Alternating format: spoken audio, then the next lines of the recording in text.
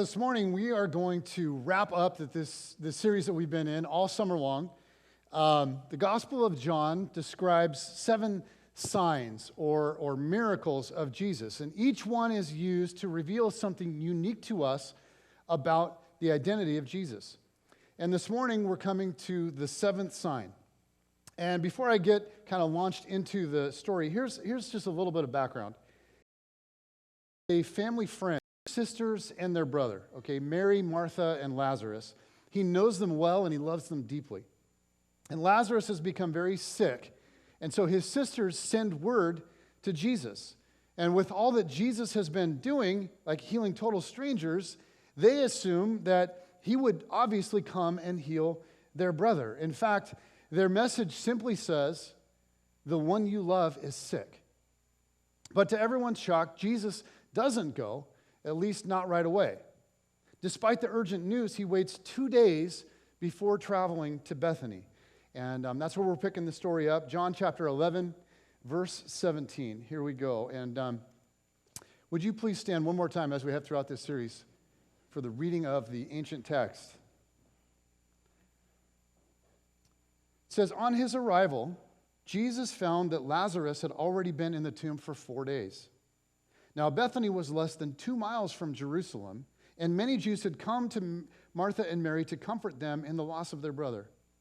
When Martha heard that Jesus was coming, she went out to meet him, but Mary stayed at home. 'Lord,' Martha said to Jesus, 'if you had been here, my brother would not have died. But I know that even now, God will give you whatever you ask.' Jesus said to her, 'Your brother will rise again.' Martha answered, 'I know he will rise again in the resurrection at the last day.' Jesus said to her, 'I am the resurrection and the life. The one who believes in me will live even though they die. And whoever lives by believing in me will never die. Do you believe this?' 'Yes, Lord,' she replied. 'I believe that you are the Messiah, the Son of God, who is to come into the world.' After she had said this, she went back and called her sister Mary aside. 'The teacher is here,' she said, 'and asking for you.' When Mary heard this, she got up quickly and went to him. Now Jesus had not yet entered the village, but was still at the place where Martha had met him.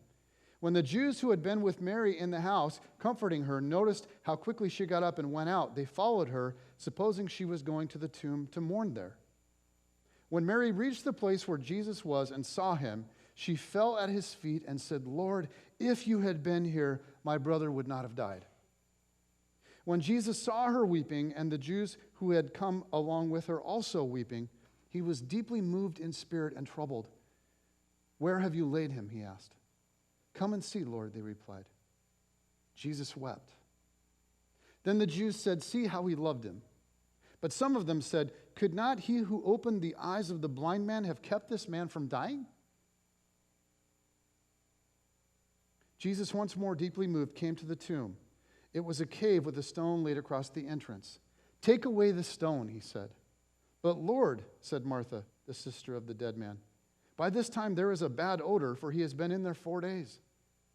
Then Jesus said, 'Did I not tell you that if you believe, you will see the glory of God?' So they took away the stone. Then Jesus looked up and said, 'Father, I thank you that you have heard me. I knew that you always hear me, but I said this for the benefit of the people standing here, that they may believe that you sent me.'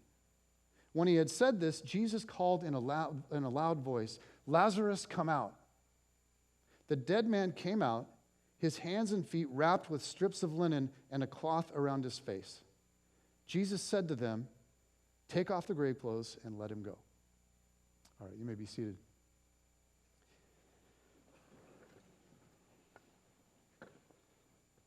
One of my earliest movie memories is the 1978 version of Superman with Christopher Reeve.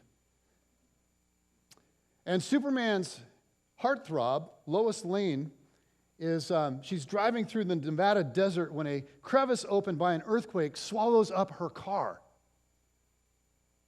Superman isn't there to save Lois because he's busy building a natural dam out of boulders to stop a flood that's been caused by the devastation of the Hoover Dam. Now, when he finishes the dam and he rushes to the aid of Lois, he finds her dead. Now, this was really disturbing for me when I was 6 years old because I had a little crush on Lois, to tell you the truth.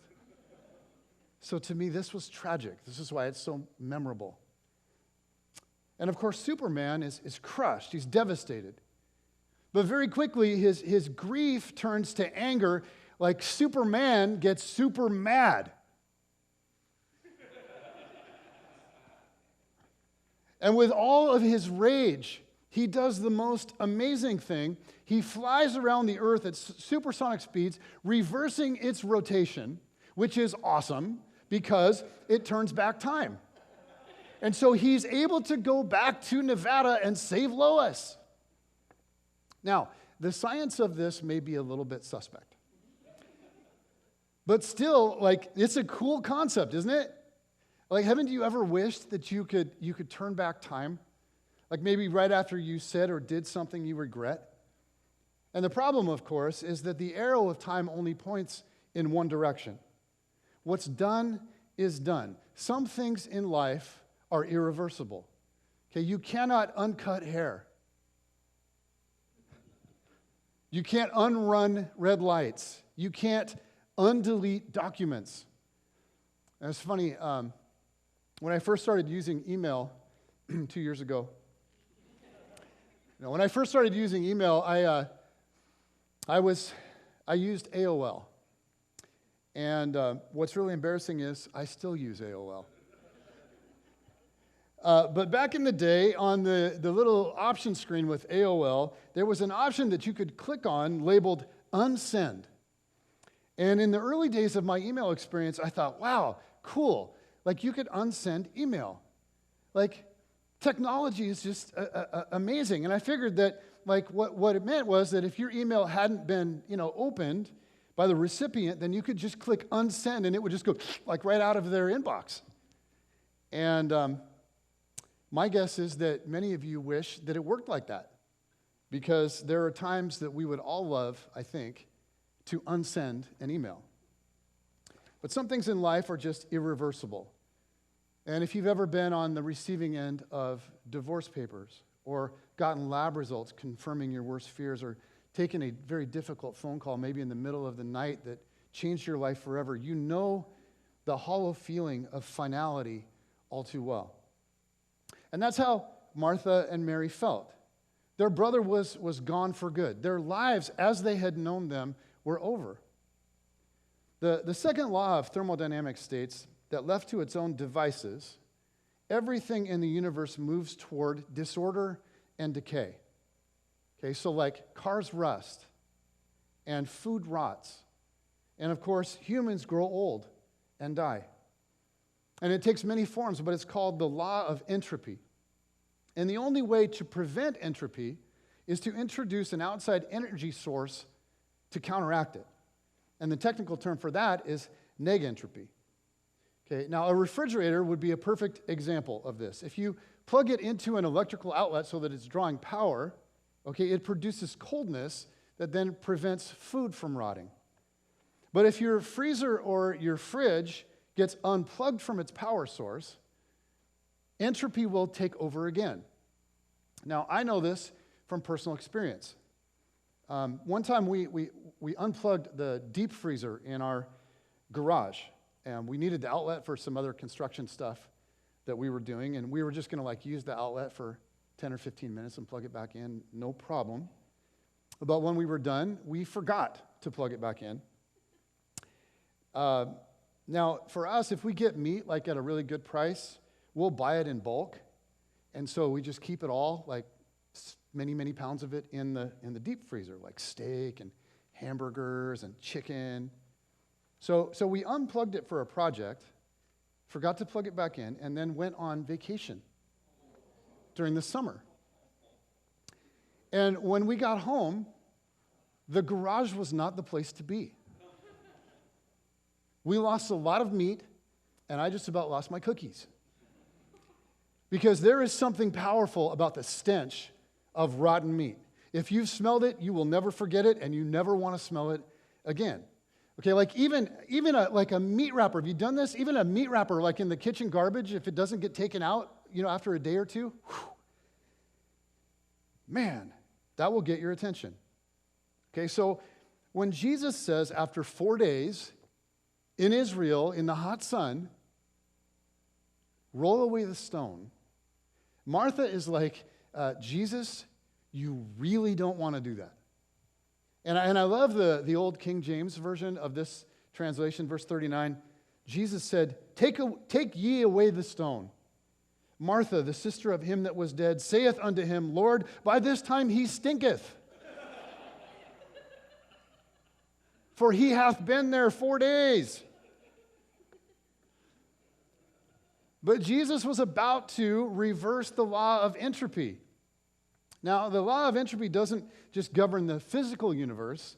It governed the spiritual realm. It's governed the spiritual realm ever since it was introduced in the garden. Okay, Adam and Eve had been forewarned. You must not eat of the tree of the knowledge of good and evil, for when you eat of it, you will certainly die. And while their act of disobedience didn't result in immediate death, it introduced into the creation the process of decay that leads to both physical and spiritual death. The original sin caused a disturbance in the force, so to speak. It introduced sickness and suffering and decay of all kinds to the equation of life. Everything from genetic defects to natural disasters trace their origins back to this one solitary act. We live now in a fallen, broken world. Now everything is affected by entropy. So Jesus didn't just come to make bad people good. He came to begin the process of reversing the law of entropy, to restore and redeem all things. And Jesus came to reverse all of the effects of the fall on everything. He came to restore creation, to restore community, people to people and people to God. He came to restore bodies and relationships and nature. He came to restore everything. And when we look at what Jesus does, sometimes I think we see the parts and we focus so much on the parts that we can miss the whole.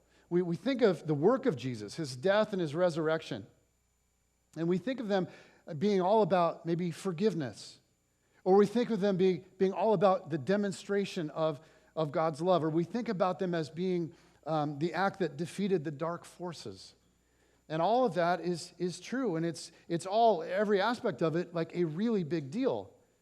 But in doing what he did, Jesus began a work that's now in process.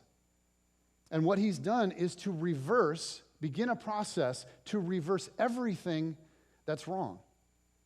He's begun the restoration of all things, and this includes forgiveness, and it demonstrates God's love, and it's not good news for dark forces.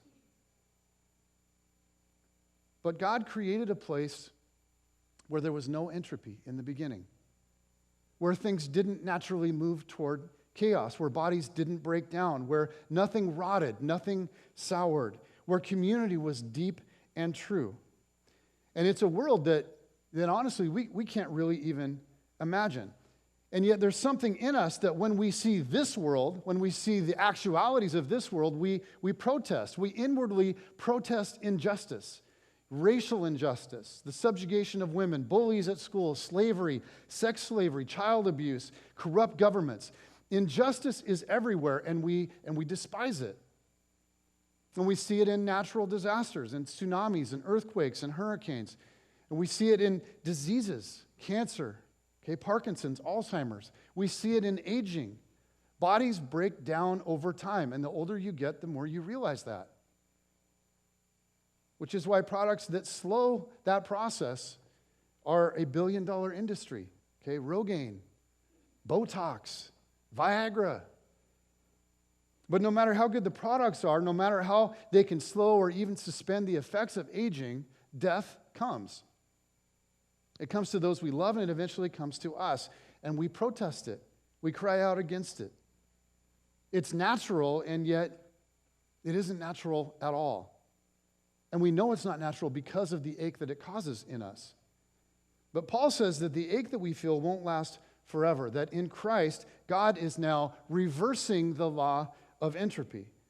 And I think that his language is beautiful. Now listen to this. This is Romans chapter 8, verses 18 to 23, and he's talking about the effects of Jesus, and I love the complete picture of this. He says, I consider that our present sufferings are not worth comparing with the glory that will be revealed in us.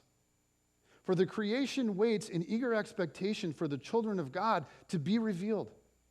For the creation was subjected to frustration, not by its own choice, but by the will of the one who subjected it, in hope that the creation itself will be liberated from its bondage to decay and brought into the freedom and the glory of the children of God. We know that the whole creation has been groaning as in the pains of childbirth right up to the present time. Not only so, but we ourselves who have the first fruits of the Spirit groan inwardly as we wait eagerly for our adoption to sonship, the redemption of our bodies. This seventh sign in the Gospel of John, the resurrection of Lazarus, this is not only like a foreshadowing of the resurrection of Jesus, but it is a sneak preview into yours and mine as well. Entropy will not have the last word. Jesus is up to something, and it's like really, really big. When I was growing up, every other summer, we used to drive to Bowman, North Dakota, to visit my grandma, who lived in a rest home. And to be honest, as a kid, spending a week at a rest home in North Dakota was not really the highlight of my summer. But from what my mom would tell me, for my grandma, it was absolutely the highlight of her year. She didn't get many visitors. And so for her, it was a really big deal. And when we'd see her, okay, as a kid, I'd see a tender and kind, but very old, very crippled woman.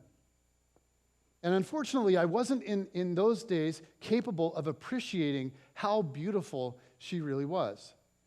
But as I look back on it now, I realize she was actually one of the most beautiful people I have ever met. Her name was Sylvia, and she had lived one of the most tragic lives of anyone that I've ever known. She was born to extremely poor Norwegian immigrants, and she was born with a hair lip and a cleft palate, which, if you don't know what that is, it's a severe deformity to her nose and her mouth. And with her parents being dirt poor, only what was necessary to keep her alive was done medically to treat it. And so it was a major problem for her, really, her whole life. Her whole life, she had this massive deformity on her face, and she had extremely garbled speech, and she was very, very difficult to understand. Now, my mom used to talk to her on the phone a couple times a year, and then she would always call me over to talk to Grandma.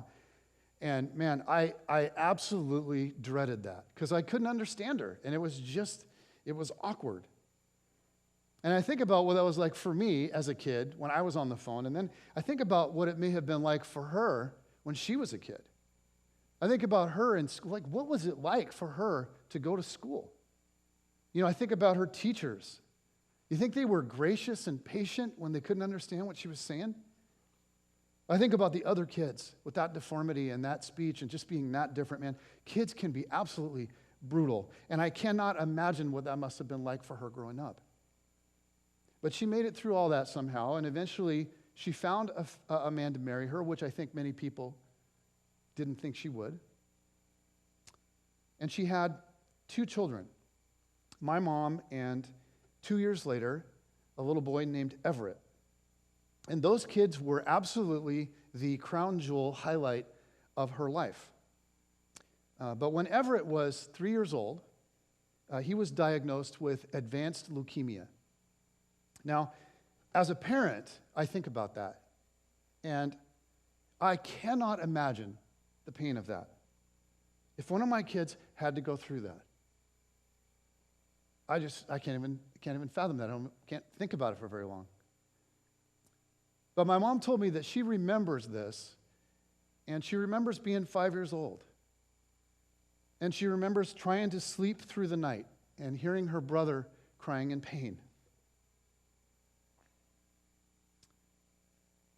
And her mom would go in and just lay with him through the night, you know, with a 3-year-old boy. And there was just nothing that she could do. Medications weren't helping. There was nothing that she could do except lay there with him and rub his arms and legs, like all night. And this went on for 6 months. She slept in his bed every night doing what she could to comfort him. And then before his 4th birthday, he died. Now again, as a parent, I go, whew, I cannot imagine what that would be like.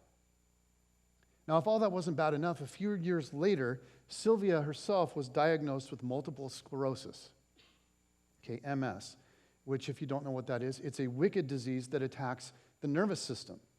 So slowly, over the next few years, she lost the ability to walk and to use her right arm. And then in the midst of her battle with MS, her husband died.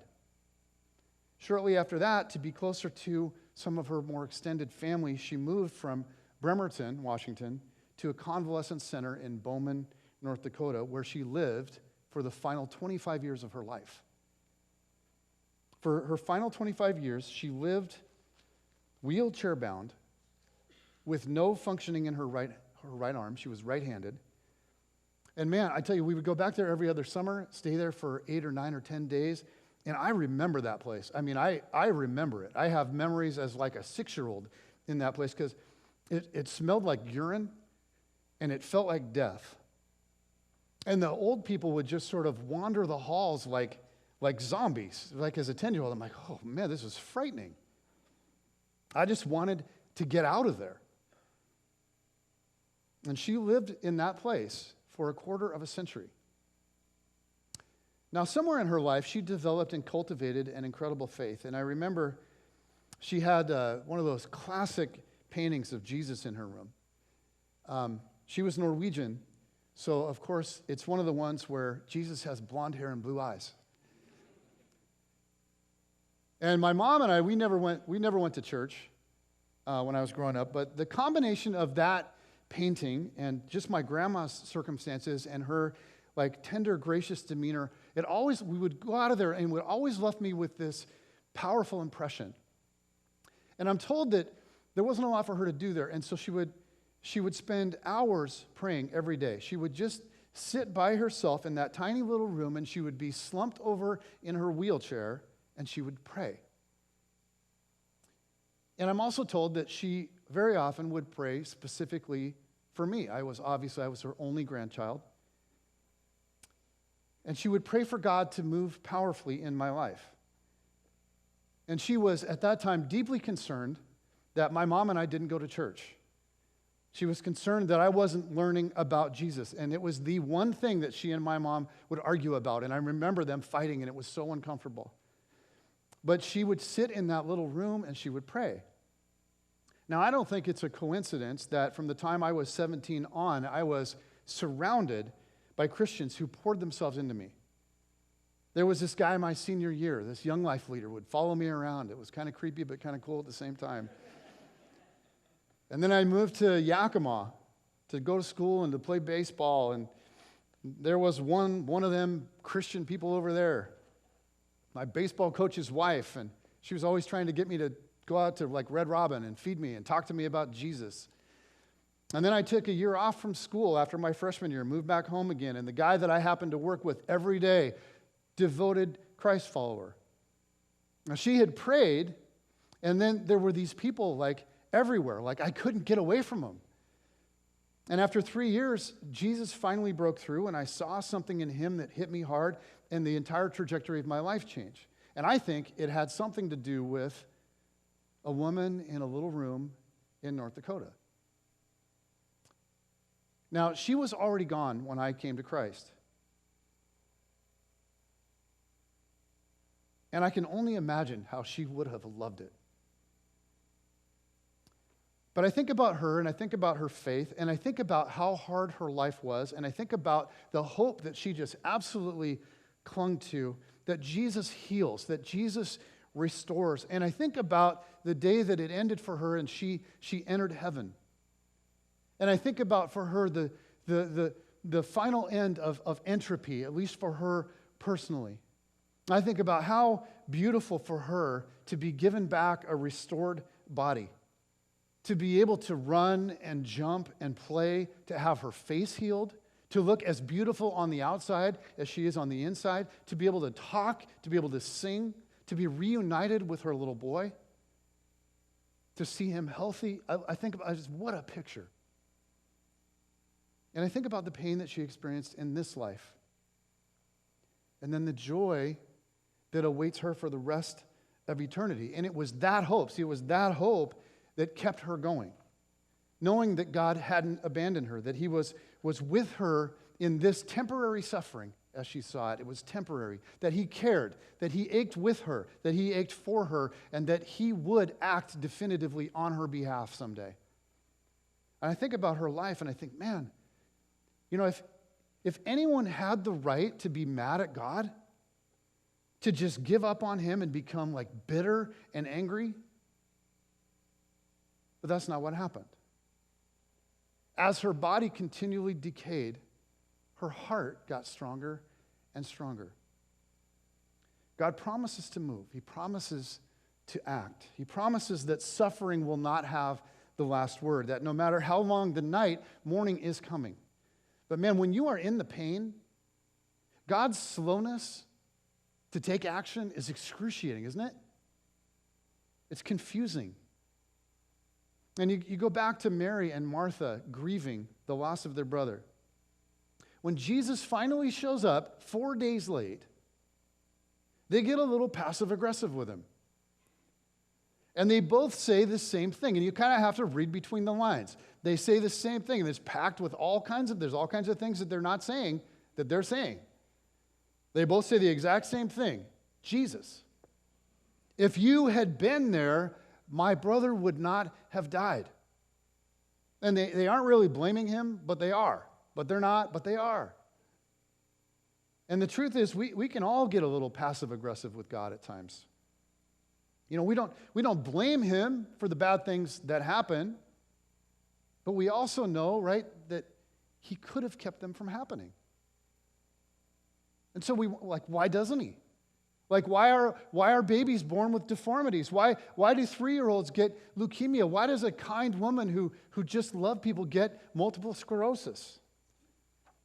And you have your own list of whys. You know, why didn't God step in and do something? Why? And Mary and Martha want to know, why didn't you just come, Jesus?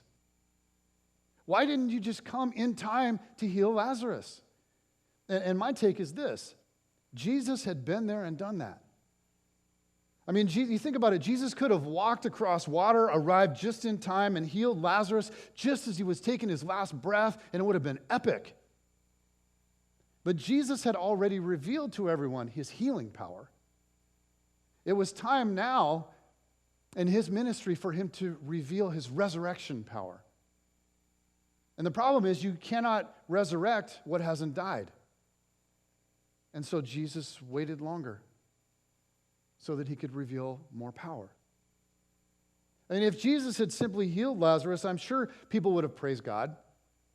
I'm sure some skeptics who would have claimed that he wasn't really that sick. Or they would have credited his recovery to something else, the wonders of modern medicine of 2,000 years ago. But when a guy has been dead for 4 days, there's only one logical and theological explanation. If Jesus would have arrived on time and healed Lazarus, it would have only served to reinforce the faith that they already had.